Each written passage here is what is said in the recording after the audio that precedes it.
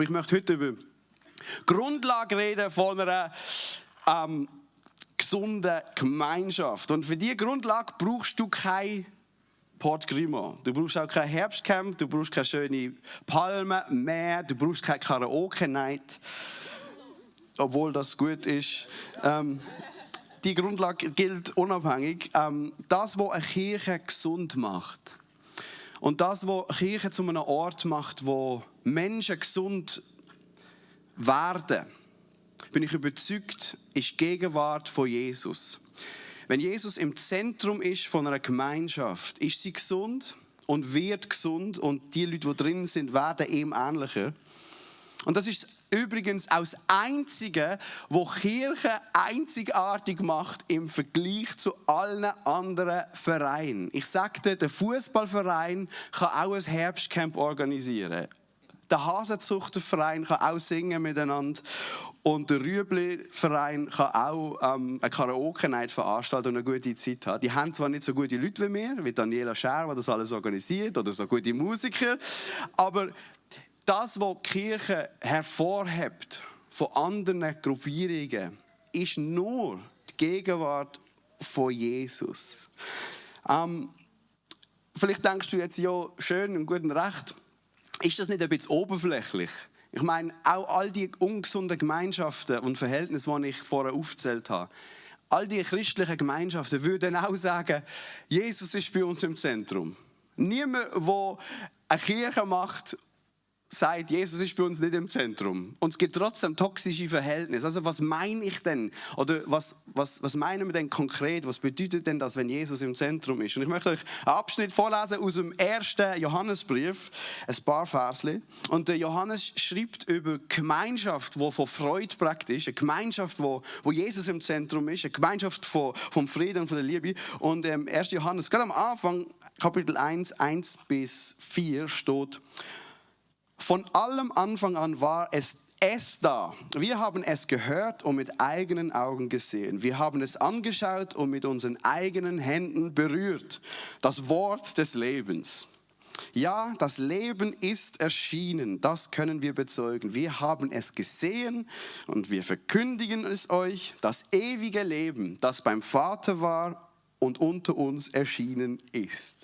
Faszinierender Text. Der Johannes redet über das ewige Leben, über das Wort vom Leben, wo erschienen ist, wo sie anlangen können, wo sie erleben können. Und du meinst, wenn du dem Johannes zuhörst, hey, was ewige Leben ist erschienen? Du redest ja wie von einer Person. Und der Johannes sagt, ja, das ist genau mein Punkt. Das ist die Pointe vom Ganzen. Jesus Christus ist das ewige Leben. Er ist das Wort vom Leben. Jesus selber ist die gute Nachricht und wir haben ihn anlangen. Und der, der beim Vater war, ist jetzt uns erschienen und wir haben ihn angelangt. Wir haben mit ihm geschwätzt, wir sind mit ihm unterwegs gewesen. Wer den Sohn hat, der hat das Leben. Das ist die Aussage von Johannes. Und jetzt sagt er, warum das alles er das schreibt in Vers 3. Und warum verkündigen wir euch das, was wir gesehen und was wir gehört haben? Wir möchten, dass ihr mit uns verbunden seid. Also Gemeinschaft, du merkst, Gemeinschaft ist das Resultat von dem. Und mehr als noch das, dass ihr zusammen mit uns erlebt, was es heißt, mit dem Vater und seinem Sohn Jesus Christus verbunden zu sein. Also es geht um eine Gemeinschaft untereinander, die entsteht, aber eine göttliche Gemeinschaft mit dem Vater im Himmel. So. Und er will, dass wir das haben im Vers 4. Wir schreiben euch diesen Brief, damit ihr alle, ihr und wir, die Freude, die Gott uns schenkt, in ihrer ganzen Fülle erleben. Also das Resultat von dieser Gemeinschaft ist Freude und Liebe später Seite.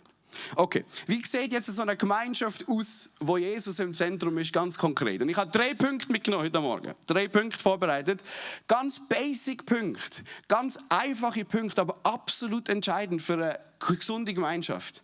Absolut entscheidend auch für dich und mich, was wir dazu beitragen können, dass die Gemeinschaft gesund bleibt und dass Jesus wirklich im Zentrum ist. Punkt Nummer 1. Sind ihr bereit? Auch ihr online im Livestream. Sind ihr bereit? Punkt Nummer 1. Ja, genau. Punkt Nummer 1. Wenn Jesus im Zentrum von einer Kirche ist, dann herrscht Liebe und Freude. Johannes sagt, ich schreibe euch das, damit eure Freude vollkommen ist. Dass ihr Freude habt. Dass ihr Liebe spüren. Und das heisst nicht, dass in einer christlichen Gemeinschaft nur immer Grund zur Freude herrscht. Oder dass nie etwas passiert, wo deine Freude schmälert oder deine Freude dir geraubt wird. Das ist nicht der Punkt. Aber der Grund, wieso so eine Gemeinschaft von Freude prägt ist, weil Jesus im Zentrum ist und er der Ursprung von Freude und von Annahme und von Liebe ist. Jetzt, wenn du das Leben von Jesus betrachtest, dann fällt sofort auf, dass Menschen sich bei ihm wohlgefühlt haben. Menschen haben sich angenommen gefühlt. Und gerade die Leute, die sich sonst nie wohlgefühlt haben, gerade Sünder, Zöllner, Prostituierte, die Randständigen von der Gesellschaft, die von der religiösen Elite eben nicht angenommen worden sind, irgendwie hat Jesus etwas ausgestrahlt, wo eine Warmherzigkeit war, wo Barmherzigkeit war, wo Verständnis war, eine Ausstrahlung, die die Menschen angezogen hat. Und das heisst nichts anderes. Menschen haben eine bedingungslose Annahme bei Jesus erlebt. Und wenn Jesus im Zentrum ist von einer Kirche, sollten sich Menschen bei uns wohlfühlen, wo eben nicht Anschluss finden und wo abgelehnt werden und eben nicht alles richtig gemacht haben in ihrem Leben. Und oft in toxischen Gemeinschaften ist es so, dass so ein Gefälle entsteht zwischen den Religiösen und eben denen, die es verbockt haben. Und wir stellen so ein Gefälle auf und wir halten uns an die Regeln und an Gebote und dann fühlen sich die besser, die das einhalten, und die es nicht einhalten, fühlen sich schlechter, und die es einhalten, gehören dazu, und die es eben nicht so schaffen, gehören weniger dazu oder sind so am Rand. Und es entsteht ein Gefälle und ich bin zutiefst überzeugt, das ist ein toxisches Verhältnis. Das ist nicht das, was Jesus vorgelebt hat. Gott ist Mensch geworden. Der heilige Gott wird Mensch. Und dieser Mensch zieht Menschen an, die es verbockt haben. Die fühlen sich bei ihm wohl, die fühlen sich bei ihm angenommen, die fühlen sich bei ihm geliebt in einer Art und Weise, die sonst nicht. Und das ist eine Freude, die hier entsteht. Eine Freude von der Annahme. Und das fasziniert mich bis heute, wenn ich die Bibel lese. Oder? Weil ich frage mich, was ist in Kirchen passiert, wenn Menschen ausgeschlossen werden, weil sie nicht mit ihrem Verhalten reinpassen? Welchen Jesus repräsentieren wir denn hier? Einmal nicht der, der uns in den Evangelien vermittelt wird. Bei ihm fühlen sich Menschen angenommen. Stell dir vor, wenn die Kirche im Allgemeinen und deine Kirche das wird ausstrahlen, die Gegenwart von Jesus, die Liebe und die Annahme von Jesus, dann wäre es eine Gemeinschaft, die von Freude und von Liebe geprägt wird. Punkt Nummer 1. Punkt Nummer 2. Sind ihr noch da? Wenn Jesus im Zentrum von einer Kirche ist, dann fallen Lasten ab.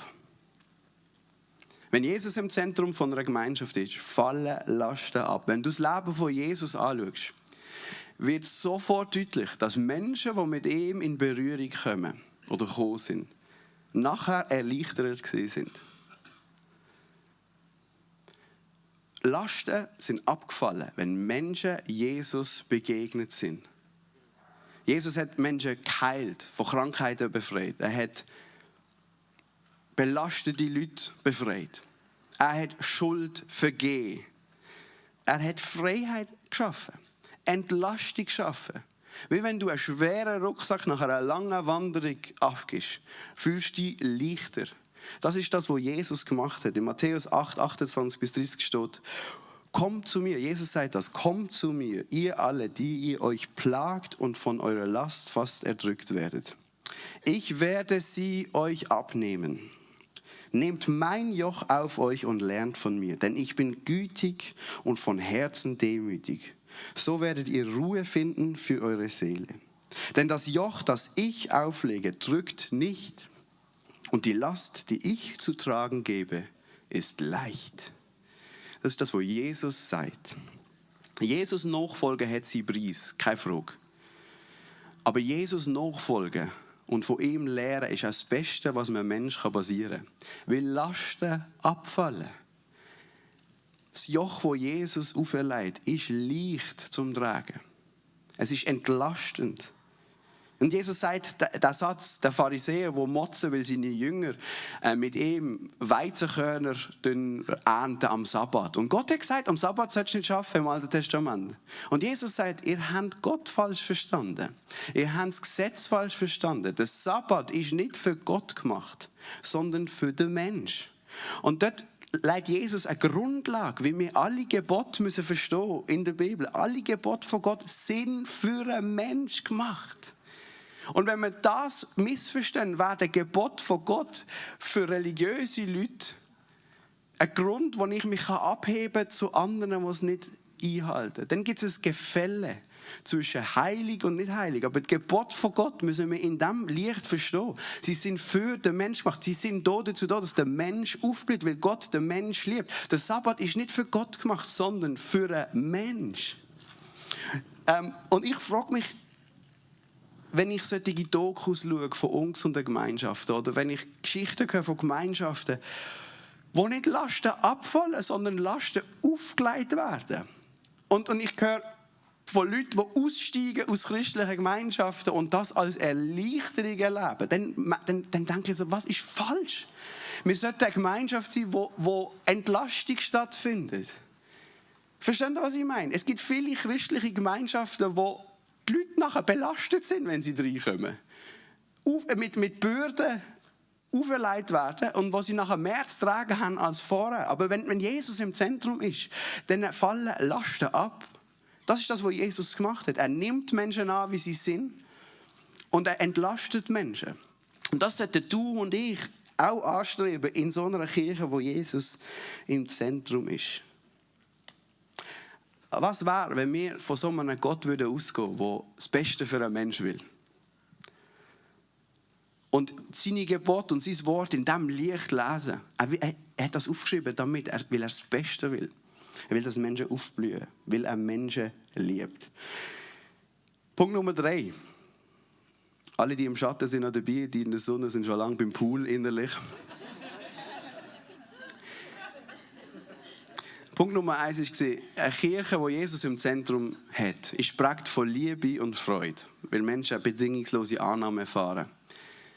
Punkt Nummer 2 war, eine Kirche, die Jesus im Zentrum hat, entlastet Menschen. Die Lasten fallen ab. Und jetzt Punkt Nummer 3 ist, wenn Jesus im Zentrum von einer Kirche ist, werden Menschen verändert. Das fällt auf im Leben von Jesus. Er nimmt Menschen an, wie sie sind, oder? Belonging before behaving. Also sie gehören dazu, sie finden Annahme, bevor sie sich dem entsprechend verhalten. Belonging kommt vor dem Behaving. Lasten fallen ab. Aber das, was auffällt im Leben von Jesus, ist, dass Menschen, wenn sie mit Jesus die Annahme erlebt haben und die Entlastung erlebt haben, nicht mehr die gleichen sind. Sie werden transformiert. Sie werden verändert. Ich weiss nicht, vielleicht kennst du die Geschichte, wahrscheinlich mit dem Zachäus, dem Zöllner. Die Geschichte fasziniert mich. Ein Zöllner, verhasster Typ in der Gesellschaft, tut Geld stehlen von seinem Volk, ein kleiner Mann. Jesus kommt vorbei, er sieht ihn nicht. Wieso? Sie lernen ihn wahrscheinlich nicht führen. Du darfst das sicher nicht sehen. Oder? Dann klettert er auf einen Baum, sieht Jesus läuft vorbei und Jesus sieht ihn.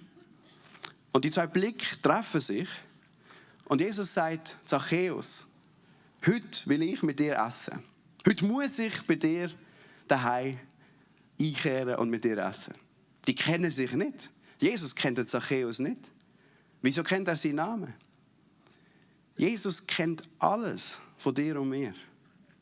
Er kennt deinen Namen, er weiß alles. Und er sagt, Zachäus, heute muss ich mit dir essen. Eine kleine Begegnung, ein Blick, eine Anrede, ein Nachtessen mit dem Jesus. Und das Leben von Zachäus ist nicht das Gleiche. Er tut Buße, er kehrt um in seinem Leben. Er gibt alles zurück, er gibt die Hälfte von seinem Besitz an die Armen. Und das, was er fälschlicherweise erbietet hat, gibt er vierfach zurück an die Leute. Eine Begegnung, ein Blick. Die Frage ist, wie geht das? Wie passiert das, dass ein Mensch so verändert wird? Und die Antwort ist folgende. Ich weiß es nicht. I don't know. Das ist Kraft. Das ist die Kraft von Jesus. Und ich sage dir jetzt etwas. Kein Gesetz Der Zachäus hat alles gewusst, was richtig und falsch ist. Kein moralischer Druck, kein sozialer Druck. Nichts von dem hat das die Veränderung können bewirken im Leben von Zachäus. Jesus verändert Menschen. Und das heisst nicht, dass wir Jesus müssen verändern müssen. Manchmal haben wir das Gefühl, wir müssen Jesus attraktiver machen, dass er verdaulicher ist in der Gesellschaft. Oder? So, und all seine moralischen Ansprüche, die Jesus ja stellt, die müssen wir ausblenden. So, weil wir müssen Jesus ganz weich machen, dass er angenehm ist für die Leute. Oder? Und dass Menschen die Annahme erfahren. Aber so machen wir Jesus nicht attraktiver. Im Gegenteil, so machen wir ihn bedeutungslos. Nur eine Begegnung mit Jesus verändert. Das ist die Kraft von Jesus, die Menschen verändert. Und irgendwie ist das doch ein Paradox, oder? Wir sagen, Jesus nimmt uns an, so wie wir sind. Jesus liebt Menschen, wie sie sind. Belonging before behaving. Wir gehören dazu. Amen, stimmt, oder? Sie finden bei ihm Annahme.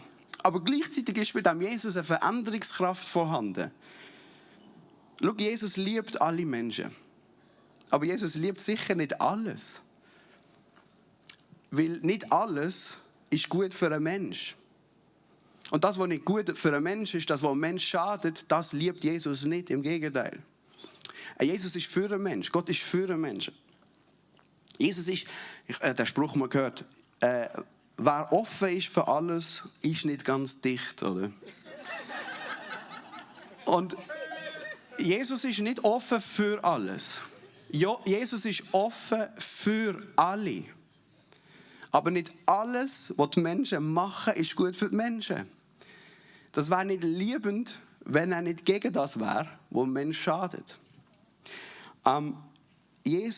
Gott liebt jeden Mensch so, wie er ist, aber er liebt jeden Mensch so fest, dass er nicht so bleibt, wie er ist. Und das ist ein Paradox. Es ist schwierig, das irgendwie zusammenzukriegen in unserem Kopf. Und ich sage jetzt, aber das Toxische am Ganzen, was passieren kann, in diesem Paradox ist, toxische Gemeinschaften machen Folgendes. Toxische Gemeinschaften wollen diesen Job von Jesus selber machen. So, wir trauen Jesus nicht zu, dass er Menschen verändert. Und toxische Gemeinschaften probieren den Menschen, sie sagen zwar, belonging before behaving, du gehörst dazu, unabhängig, das sagt jede Kirche, oder? Aber wenn dann jemand nicht reinpasst, dann haben wir ganz verschiedene Tools, toxische Gemeinschaften, um einen Menschen passend zu machen. Oder? Wir können sagen, wir können Druck machen, wir können mit Angst arbeiten, sozialem Druck. Und was dann passiert? Die Menschen haben Angst, das Klima von der Angst herrscht und wir ziehen Masken an und wir verstellen uns, weil wir wissen, wenn wir so sind, wenn wir uns so geben, wie wir wirklich sind, dann haben wir keinen Platz mit dieser Gemeinschaft, sind wir nicht mehr drin, dann sind wir eher draussen, oder? Und dann arbeiten wir mit Masken und verstellen uns, wir hören in dieser Woche noch mehr über das. Aber ich glaube, das ist das Toxischste vom Ganzen, wenn wir das Gefühl haben, wir können die Kraft von Jesus durch unsere Tools irgendwie anschaffen. Dann ist es toxisch, dann ist es religiös. Unsere Aufgabe ist nicht, Menschen zu verändern. Das ist der Job von Jesus. Unsere Aufgabe ist, Menschen anzunehmen, Menschen zu lieben, Menschen zu entlasten. Die Ränder unscharf machen, wer dazugehört und wer nicht. Lass uns Jesus definieren, wie die Ränder sind. Das ist nicht unser Job. Wir müssen nicht richten, wir müssen lieben. Und verändern tut Jesus. Und ich bin überzeugt, diese 3 Punkte, gibt wahrscheinlich noch mehr, sind der Schlüssel für eine gesunde Gemeinschaft, für eine gesunde Kirche. Und wegen dem feiern wir jetzt zum Abschluss noch das Obenmahl miteinander. Wir haben das verteilt auf den Tisch. Und im Obenmahl ist nichts anderes, dass wir Jesus einladen in unser Leben. Wir trinken den Traubensaft und wir essen das Brot als Erinnerung für das, was Jesus für uns gemacht hat. Und du nimmst Jesus wie auf in dein Leben. Weil die Kraft von Jesus ist präsent. Jesus ist nicht einfach ein Konzept. Jesus ist eine Person. Und er ist am Kreuz gestorben, ja, aber er ist auch auferstanden. Und er ist heute und die Woche und bei dir daheim im Livestream präsent. Und das sind nicht einfach Floskeln. Jesus hat eine Kraft für dich parat. Und er kann dich entlasten. Er kann dich befreien. Er kann dir vergeben. Er kann die Schuld von dir nehmen. Und er kann dich verändern. Und wir machen es jetzt so, genau, ihr könnt aufstehen und jeder muss es oben mal selber holen. Es ist auf diesen Tisch verteilt, da ist ein Tisch und dort hinten ein Tisch, genau. Und ihr könnt jetzt schnell aufstehen und den Traubensaft und das Brot holen. Und dann kannst du an die Platz gehen und dann nehmen wir das nachher gerade zusammen ein.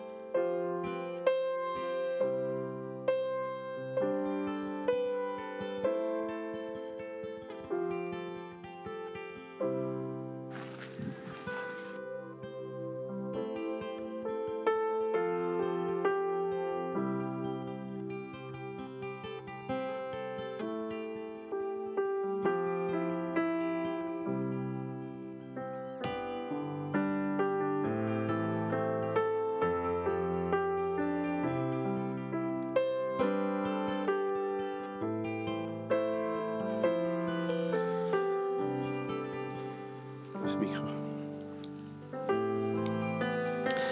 Ich weiß nicht, mit welchen Lasten du in die Woche gekommen bist. Ich weiß nicht, was dich bedrückt. Ich weiß nicht, was du mit dir umdrehst. Aber ich glaube, Jesus ist heute da. Und er sagt, heute muss ich bei dir essen. Heute muss ich mit dir Gemeinschaft haben. Und ich möchte dich ermutigen, Jesus jetzt einzuladen in dein Leben. Indem du den Traubensaft trinkst und das Brot isst, in Erinnerung dafür, was er alles für dich und mich gemacht hat. Lass Jesus ein, indem du das jetzt isst.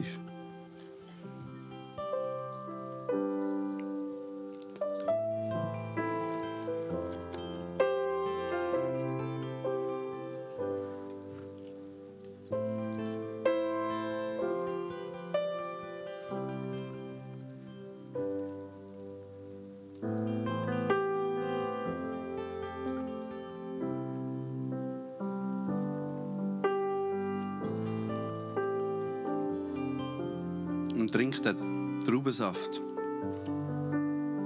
in Erinnerung, dass er für dich am Kreuz sein Leben gegeben hat. Damit deine Schuld vergehst, dass du Zugang zum Vater hast, dass du Gemeinschaft darfst haben, eine gesunde Gemeinschaft mit unserem Vater im Himmel.